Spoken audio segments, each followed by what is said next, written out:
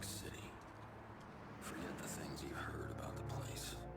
About the new New York. Hell's Kitchen is called Clinton. Park full of tourists.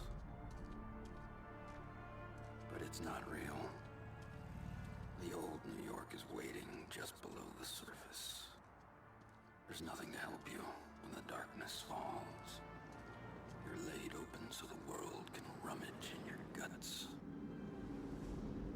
Just because the mayor chased away the monsters, chased them to Brooklyn and the Bronx, don't think this place has changed.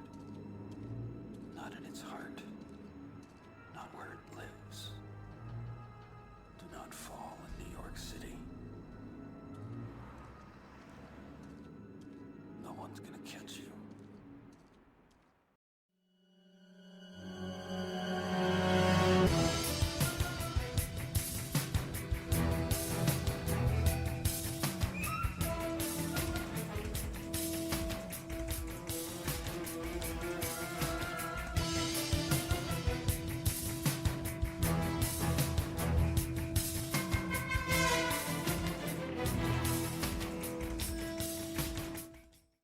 Hey there guys, Nordic Warrior here, welcome back to my video game review series. So those of you who have been following my channel will know that I have a bit of a soft spot for movie license games, and if you didn't grow up in the 90s and early 2000s, then you likely wouldn't know that these kind of games used to be very common. Pretty much every major release during that era had its own tie-in game, and despite usually being profitable, based on being marketed alongside their movie counterparts, these games generally had a negative reputation. However, every now and then one would come along and buck the trend big time. And the game that I'm about to talk about is one of those for sure. So today we're going to be looking at The Punisher, released in 2005, developed by Volition. If the name Volition sounds familiar, it's probably because they're the team who famously developed the Saints Row games, that I'm actually a big fan of. It's a game that I just completed for the first time ever, and I had to make a review for it right away. Right off the bat, I want to say that this is probably going to be one of my longer reviews, because I have a lot to say about this game. I have a lot of mixed feelings on it, and a lot of observations I want to make. Suffice it to say, this is a game that really took me by surprise, and it honestly blew me away with how much I enjoyed it. At the same time though, it's definitely a game that has some pretty major flaws, technical issues, and questionable design choices. I'll talk about them later. When playing the game for the first time, I noticed a few things about it that were pretty bizarre. For example, the game is essentially a tie-in for the Punisher movie from 2004 that was released the previous year. What's odd about that is that usually tie-in games come out alongside their movie counterparts to capitalise on the movie's popularity. But this game came out sometime later, and by that point the movie was basically in obscurity. The reason for this is that the game was originally in development back in 2004 and was scheduled to release alongside the movie. However, it ran into several problems during development that caused the initial project to be cancelled. The game was being developed by a developer named Mucky Foot Productions. However, when the project got scrapped, rather than cancel the game entirely, the publisher THQ, which was of course known for middleware and tie-in games back in the day, decided to bring the game's development in-house, putting Volition in charge of development. In my opinion, this was a good thing, since it gave the game much more time in development. They were able to make the game much longer, and much more polished than your average movie tie-in. The game even has a trailer for the movie as an added bonus feature, which of course confirms it as a tie-in game. On a side note, I saw the movie once many years ago, but I barely remember it. One of them films you see once, and then basically forget about. Despite being a tie-in, the game really has nothing to do with the movie's plot or narrative, rather taking place in the wider Marvel Comics universe. Aside from the added trailer, the only thing that vaguely connects the game to the movie is the fact that Thomas Jane, who played the Punisher in the movie, returns to reprise his role for the game, providing the voice work. You noted the license plate ASM 129, but never reported it to the police. They don't bother hunting down murderers, let alone bad drivers. His voice acting is excellent here, and in my opinion he really suits the character. So the game is a third-person shooter where you play as the Punisher. The story of the game is actually a pretty simple one. The game begins with a pre-rendered cutscene consisting of Frank Castle, aka the Punisher, wiping out a gang of Yakuza, before being arrested and taken to Rikers Island prison. Upon arriving in prison, he's interrogated by two police detectives, Martin Soap and Molly von Richthofen. The vast majority of the game consists of flashbacks, with Frank telling his story to the detectives during the interview, and recounting the events that led up to it. You start the game by raiding a crack den. It's at this point you realise what kind of experience you're in for. One of the first things the game prompts you to do is rescue a helpless woman from a bag snatcher. Come on, give me a damn purse.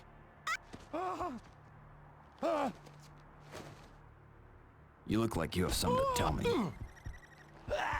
Let me go, you son of a bitch!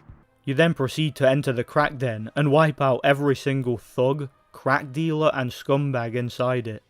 You get a pretty useful tutorial here that helps to familiarise you with the overall controls and gameplay.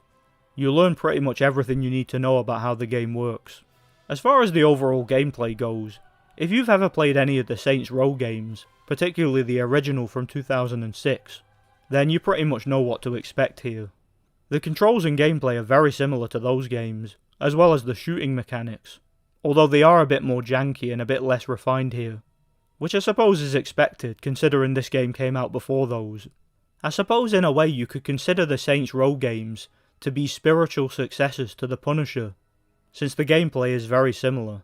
The formula for each level is simple: enter the area, wipe out every single degenerate criminal in sight, rescue the innocents, and maybe a few hostages, and find out the information you need for the next level. Be careful not to shoot any hostages though, otherwise you fail the mission.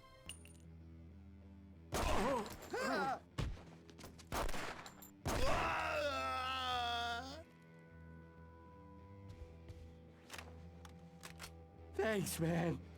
The shooting mechanics of the game are actually pretty good for the time, and you get plenty of enemy and weapon variety throughout. You can defeat most of the enemies by simply shooting them. You can also perform melee attacks on enemies by getting close to them and pressing the X button. The melee attacks will vary depending on the position you attack an enemy from, sneak up behind an enemy, and you can perform a stealth takedown of sorts. You can also use Frank's combat knives to take out enemies swiftly from close range.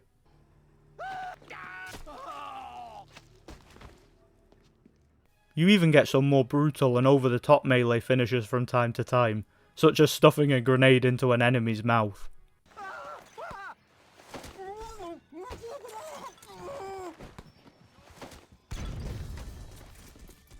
That's one thing you'll notice about this game right away. The overall tone is very satirical, and you can tell that the developers had an absolute blast making it. Just like Saints Row, this is not a game you're supposed to take seriously. It's the Punisher!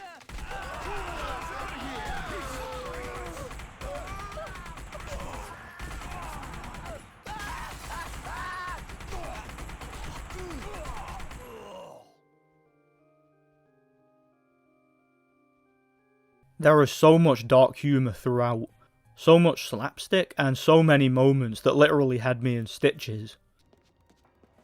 Could never have enough dead Yakuza. It's a surprisingly edgy game. Some of Frank's one-liners throughout were genuinely funny, and made the game feel like a parody of an over-the-top action movie, which is fitting as you asked me, with it being based on an over-the-top action movie.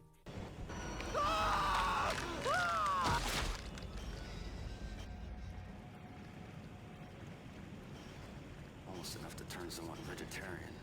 As I mentioned before, adding to the overall variety of the game's combat, you have plenty of weapons to find and use throughout.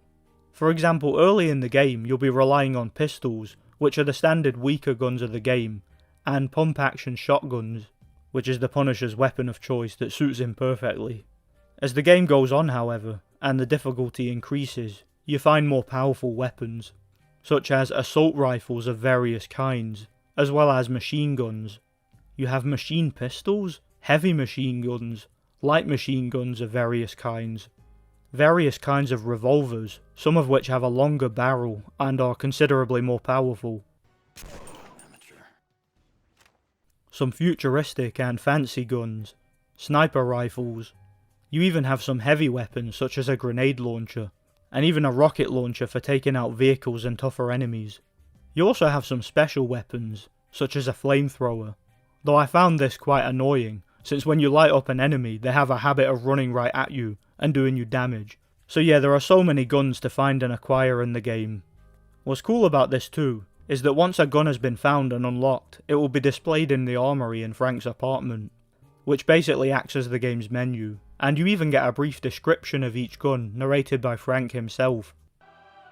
For when I want to get back to basics, this classic pump action has a pistol grip and a 14-inch barrel. In addition to this, before each mission, you get a short mission briefing, where Frank describes the objective, and here you can even choose your starting weapons for the mission. You choose 2 handguns and a heavy weapon. Of course you can drop these and pick up other ones you come across during the level. Did I mention you can also dual wield guns in this game for double damage? Not only can you dual wield handguns, but you can even dual wield machine guns, shotguns and assault rifles, which is badass. In addition to guns, there are also several throw-in weapons, such as flashbang grenades for blinding and distracting enemies, frag grenades, and even Molotov cocktails. So yeah, the game has many weapons to help keep the combat feeling fresh.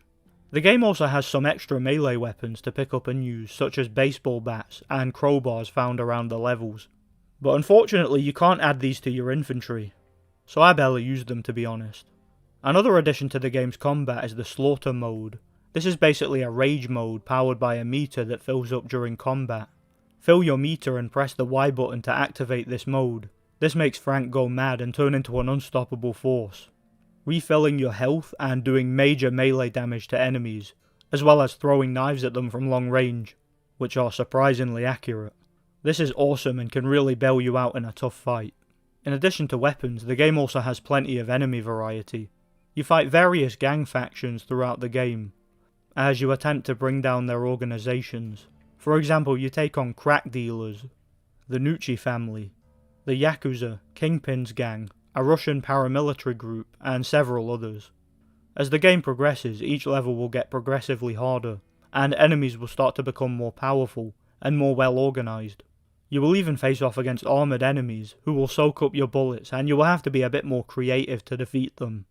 One thing that really surprised me about the game is the amount of depth in regards to the combat.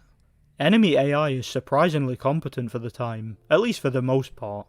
Enemies will often use cover, and will often hide behind hostages, meaning you will have to be more careful and more precise to defeat them.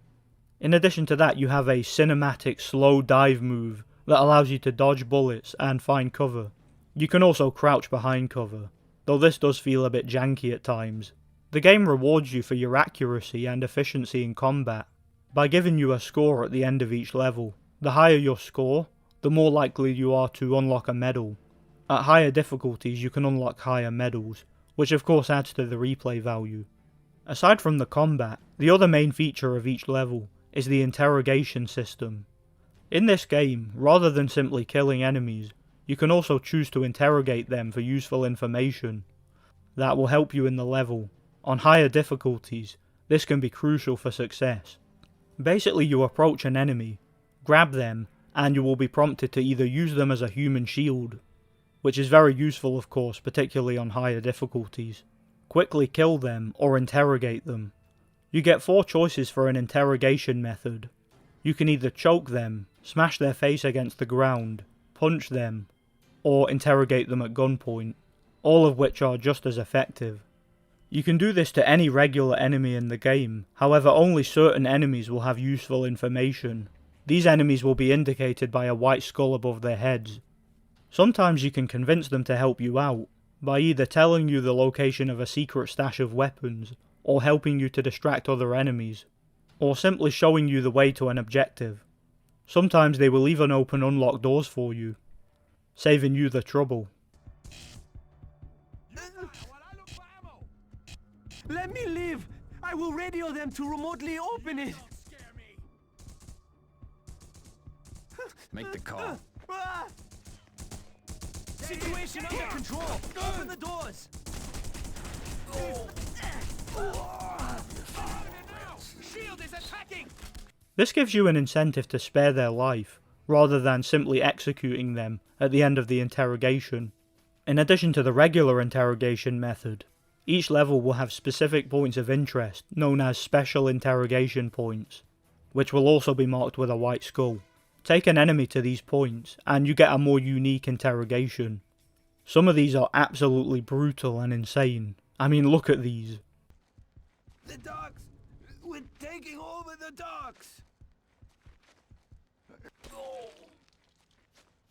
Once again, you can choose to spare the enemy, or simply execute them in brutal fashion once you receive the information you need. This will usually lead to one of Frank's hilarious one-liners.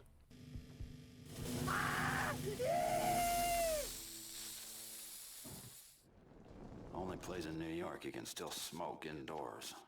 One thing you might have noticed, however, is that these special interrogations have a bit of censorship. When you execute an enemy, the screen will often zoom in and turn to black and white, to censor the kill and avoid a particular rating for the game. This is one thing that the game received a lot of criticism for, but me personally, I don't really mind it. And I actually think it suited the game's overall satirical tone. I mean, do we really need to see a criminal being eaten by piranhas in its full glory, or being impaled by a rhino? I don't think so. In addition to the special interrogation points, you also have special kill points that you can take an enemy to, finishing them off in style, such as shoving them under a rocket engine, or feeding them to a snake. That snake's for dinner. Another interesting thing about the game is the surprising amount of level and location variety. You visit several interesting locations such as the crack den, the docks, bars and restaurants, the Nucci family estate, a zoo, warehouses, cargo ships, Kingpin's penthouse, and you even infiltrate an island at one point. There's even a level where you get a short tour of Stark Industries. That was pretty cool. The game culminates with a level that takes place in Rikers Island prison. Punisher's outfit will change depending on the level. Sometimes you will have his signature trench coat, other times the coat is removed. Sometimes he's wearing camo gear, or his prison suit. Again, this adds to the variety of the game. I mentioned earlier that the game appears to take place in the wider Marvel universe, rather than the movie's continuity. There are several villains to contend with throughout the game, some of them being from the Punisher comics, such as the Nucci family's leaders, Ma Nucci and her sons, General Krakoff, Jigsaw, and even the Russian. You also come across some more well-known Marvel Universe villains, such as Bullseye, the Kingpin, and Bushwhacker. In addition to villains, there are also some cameo appearances from Marvel heroes, some of which you'll actually fight alongside, such as Black Widow and Nick Fury. Even Iron Man makes an appearance at one point. There are so many references to the wider Marvel Universe here, and the developers clearly wanted to appeal to as many comic book fans as possible. There are even some more subtle references. Oh no! They killed Kenji! As I mentioned before, some of these characters will actually fight alongside you at specific points in the game. The game also has several boss battles, and unfortunately these are pretty lame. Easily the most disappointing thing about the game for me. With the exception of the first fight against the Russian, which was quite interesting. With him being impervious to regular attacks, and you needing to outwit him, and use the environment against him. That was quite cool, and it reminded me of the Killbane boss battle from Saints Row the Third for some reason. It was kinda similar. But aside from that, all the game's boss battles are quite poorly designed, and I was expecting better. The bosses are basically damage sponges, with one single way of bringing them down, that takes ages, particularly on higher difficulties. The final boss battle against Jigsaw is one of the worst final bosses I have ever come across. Such a disappointing final boss. So yeah, the boss battles definitely are not the game's strongest attribute. Another issue that I have with the game is that it does start to get a little bit repetitive towards the end. The final few levels have quite a bit of backtracking, and the game seems to start running out of enemy types and locations, deciding to keep reusing them. Also, the game's ending is extremely anticlimactic. It just seems to end abruptly, with no satisfying conclusion. Which is a shame because the story, in my personal opinion, was really interesting up until that point. Another thing about the game that could have used more polish in my opinion, was the presentation. The game's graphics are generally quite good, and they look okay for 2005, however they are a bit inconsistent. The levels and locations look nice for the most part, but the backgrounds are lacking in overall detail. Also the character models are a bit inconsistent too. The Punisher himself looks incredible, really well designed character model that looks just like his comic book counterpart. However, some of the other character models look awful, particularly Black Widow. I mean, look at her. As far as the cutscenes go, the in-game cutscenes look great, but the pre-rendered cutscenes look awful, very blurry and lacking in overall detail. It seems as if these cutscenes were so disconnected from the game itself.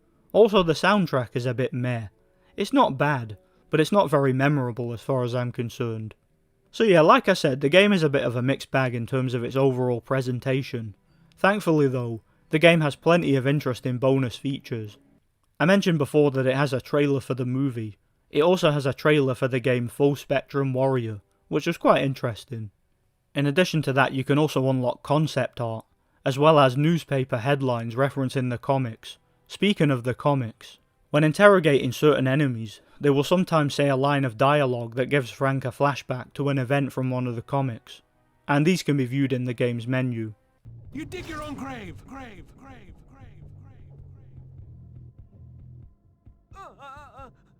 You can also view photographs of the game's villains, with a short description of them.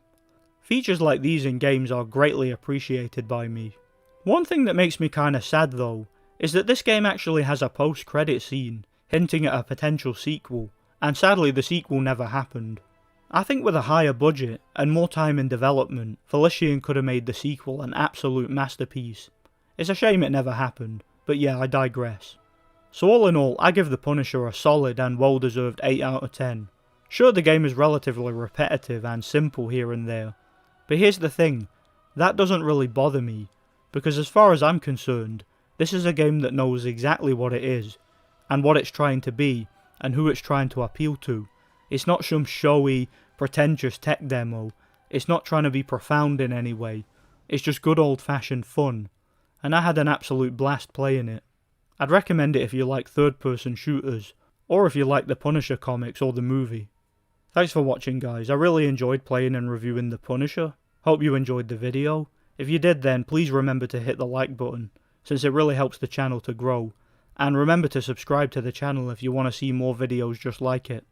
Stay tuned for more retrospective video game reviews. Once again, I have a lot of reviews coming to the channel in the near future. Thanks for watching and God bless. Davai.